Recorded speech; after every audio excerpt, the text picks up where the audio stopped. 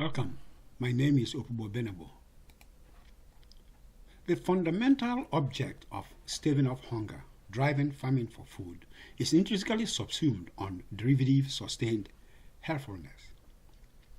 Therefore, a set of food crops deemed essential crops, which by contents assessment of the related biochemistry is found to be comprehensively and nutritionally well balanced feeding, has been judiciously selected as the food crops for famine under the Famine for Food program. So far, the farming activity has accordingly been necessarily constrained by the selection from among these crops that had been chosen as essential crops. And accordingly, the farming activities about each food crop has been presented. And that brings the consideration now to the planting of pink-skinned, sweet, white potato. This category of potato is densely packed with phytonutrients relative to the sister potato, the sweet yellow potato. And phytonutrients being special plant-produced biochemicals that impart immunity as well as provision antibiotics are a critical contribution to the healthfulness object.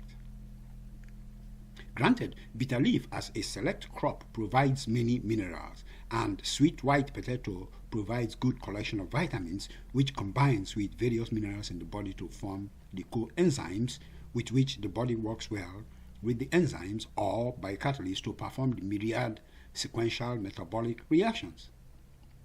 However, the occurrence of the metabolic reactions creates oxidants that are said to cause cancer in the body, and as such need to be readily neutralized, as is enabled with phytonutrients. Hence, availing the body with the large set of phytonutrients of the sweet white potato creates a context of metabolic reactions that is safe to the body, and consequentially the healthfulness as is the implicit object of the selection of the essential crops for the subsistence farming. In synopsis then, this episode, entitled Planting Essential Crops Sweet White Potato, offers guidance to the planting of sweet white potato, the construction of the planting activities, planting approach maximizing tubers growth, and general implementation of the sweet white potato farming specific process automatic controls.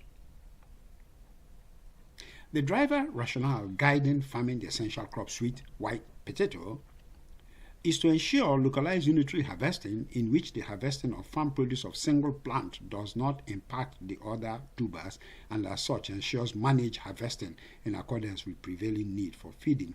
In effect, tubers can be let to grow for as big as possible or until curing space is available before being harvested without being impacted by prior harvesting. Certain common practices, however, applied to the planting of sweet white potato needs recognizing. The sweet white potato likes moderate climate conditions and grows well in the temperatures range between 20 and 29, 60 to 76 for optimal growth. So irrespective of the region of the world, it's best to consider planting sweet white potato when the temperature is moderately high, say 73, but steer clear of extreme heat or cold. Admittedly, the pink-skinned, sweet, white flesh potato is not available in every country, but for where such potatoes are available, the approach of planting the potato as adopted here is applicable, and the planting of the potato will be based on the planting of fully grown, harvested potato. Indeed, so a potato suited for meal will be used up, but the one potato stands to yield as many potatoes as the potato produce board that produce potatoes. As always, the planting activities start with preparing the ridge for the planting. At about 2 inches from one end of the ridge, a 1 foot diameter by 6 inches hole is scooped out and then refilled with biofertilizers and watered wet and then left overnight. Coming on now to the onset of the planting, at about 24 hours later, on the following day, one potato is placed lengthwise on the top circular surface diametrically on the surface, and then shoved down until only half of the body is above the surface of the biofertilizer is showing. After about a week, the potato will sprout buds. The potato is then sliced into chunks, cut off from the body of the potato with the budding sides to be planted for new potatoes. Again, first task is the preparation of the rest of the soil of the ridge on which the seeding potato was planted to generate buds. At spacing 1.5 feet apart and 1 foot diameter by 5 inches hole is scooped out and refilled with biofertilizers. At the axial top of each of the biofertilizers filling, a hole 4 inches deep by 6 inches diameter is scooped out, and each chunk with a bud is inserted within the 4 inches deep hole. Obviously, each chunk is planted such that the disc-like growth format to obtain the buds grows roots radially outward above the chunk stem to an anticipated maximum of 6 inches length.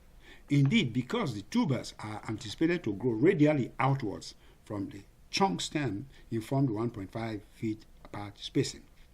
This spacing allows for 6 inches spacing between each growth domain of 1 foot diameter hole reserved for each plant, but also allows adequate ventilation. When the biofertilizer removed,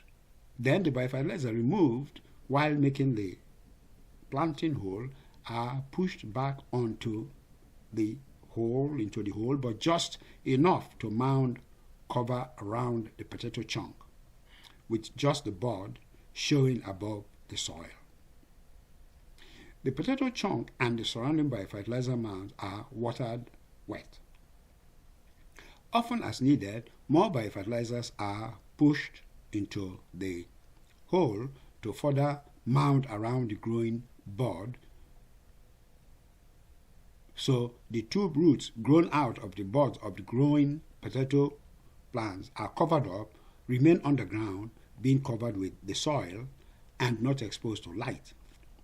Effectively, the mound will simply get bigger and bigger until the hole is fully refilled, by when the plant has grown out of the hole and the root section of the bud no longer shows above the soil.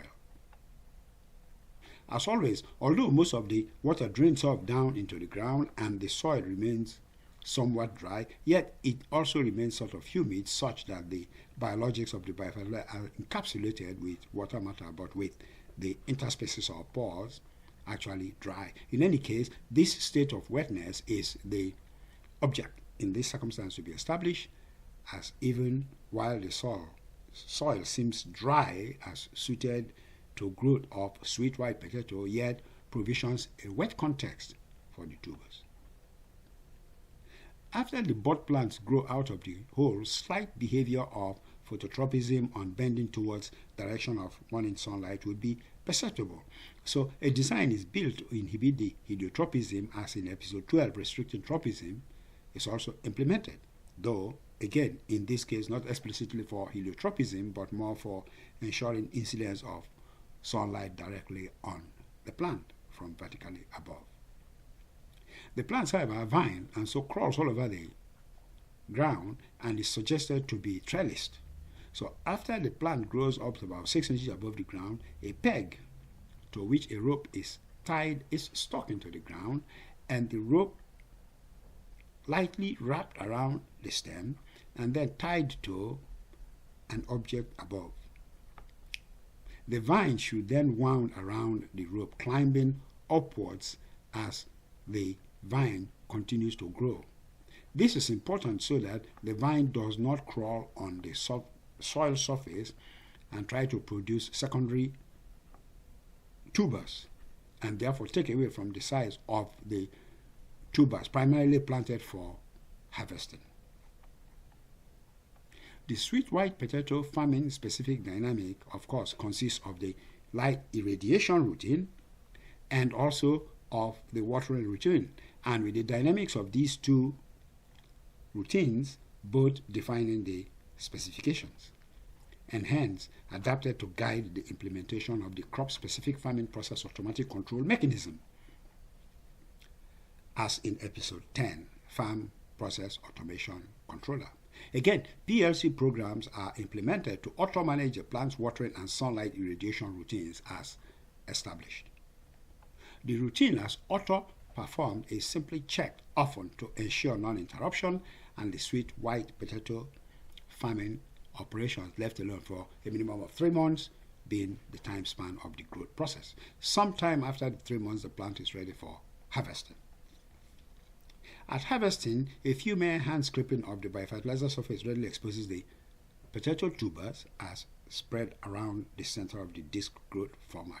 The biofertilizers are scraped off the tubers, the stem shaken a little and simply pulled upwards, and of course readily lifts out of the soil. Curing the potato, of course, is essential for long shelf storage, which is possible with the thickening of the skin, and so prevents easy rotting.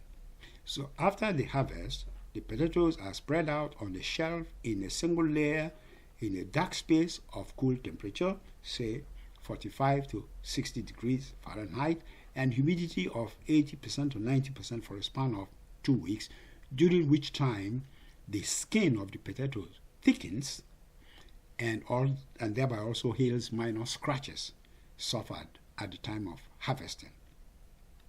The harvesting is deemed effectively complete after the curing of the potatoes of the farm produce over the 2 weeks period. The conclusion that could be drawn again here is that structured farming of sweet white potato of the essential crops chosen for subsistence farming can be performed anywhere in the world based on the type of potato available to the society, and hence be effectively available to all citizens in the world such that hunger can be stemmed. Although not explicitly stated, the biofertilizer quality could yet have been improved significantly with the augmentation with pineapple skin puree, which generally has high zinc contents that would prefer unmatched protection to the plants while keeping the tubers very healthful. And it is a wrap.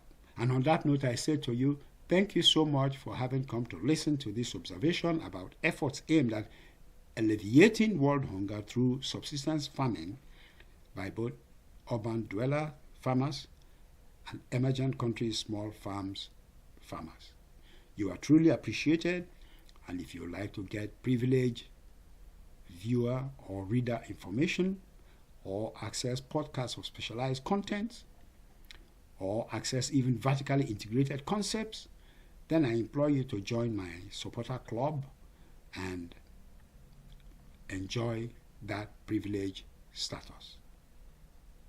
Meanwhile, while still here, do please take a moment and subscribe to the channel as to be informed of the publication of every new episode as soon as it is released. Thank you. Bye. Till next episode.